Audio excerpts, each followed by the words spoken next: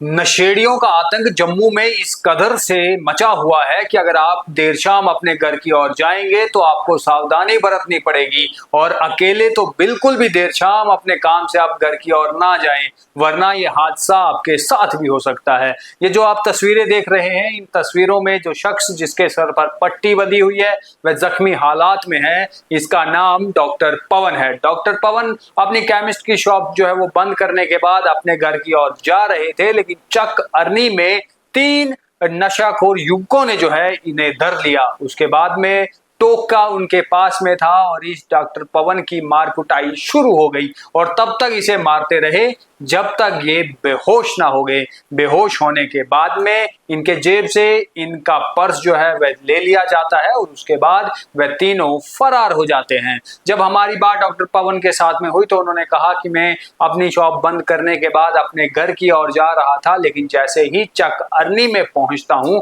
तो वहां पर मेरे पीछे 3 लोग जो है वो लग जाते हैं। शक्ल से ही दिख रहा था कि वह नशेड़ी हैं और वह नशे के लिए मुझे लूटना चाहते थे और मैं करीबन 15 मिनट तक उनका सामना करता रहा। लेकिन जब वहां पर जो वो मुझे मार रहे थे, जब सर पे मेरे मारा गया तो उसके बाद में मैं वहीं पर बेहोश हो गया। और वह तो गनीमत रही कि वहां आसपास से कोई जान पहचान वाला गुजर रहा था जिसने मुझे देखा और उसके बाद उसने मेरे घर पर फोन किया। उसके बाद घर से जो है वो मेरा भाई आया, फिर उठाया गया और उसके बाद में अस्पताल जो है वो पहुंचाया गया, जहां पर ये पट्टियां आप डॉक्टर पवन के सर पर लगी हुई देख रहे हैं। मेरा नाम पवन शर्मा है।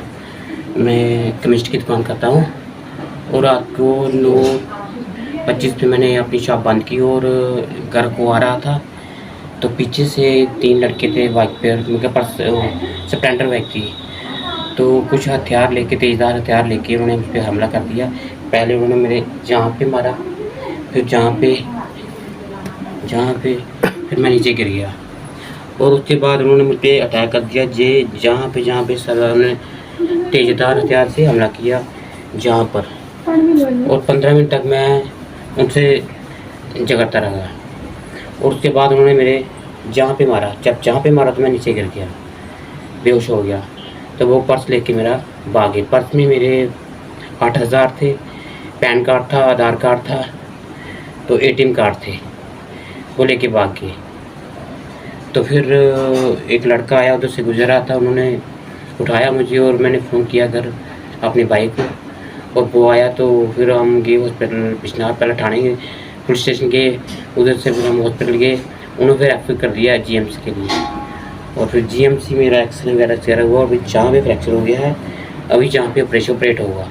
आज के दिन पुलिस मौके पर भी गई जहां पर यह वारदात हुई थी, वहां का भी जायजा पुलिस ने लिया। पुलिस स्टेशन अरनिया में मामला दर्ज हो गया है और अब पुलिस ये जांच करेगी कि आखिर वह 3 युवक कौन थे। लेकिन डॉक्टर पवन ने यह वीडियो हम तक पहुंचाई है, हमारी उनके साथ में बातचीत भी हुई है और यह पहला ऐसा मामला नहीं है कि जब नशाखोरों ने किसी की चोरी की हो, किसी को मारा पीटा हो। आए दिन हमें देखने को मिलता है कि जम्मू के भीतर लगातार इस तरीके की कोई ना कोई वारदात सामने आ जाती है।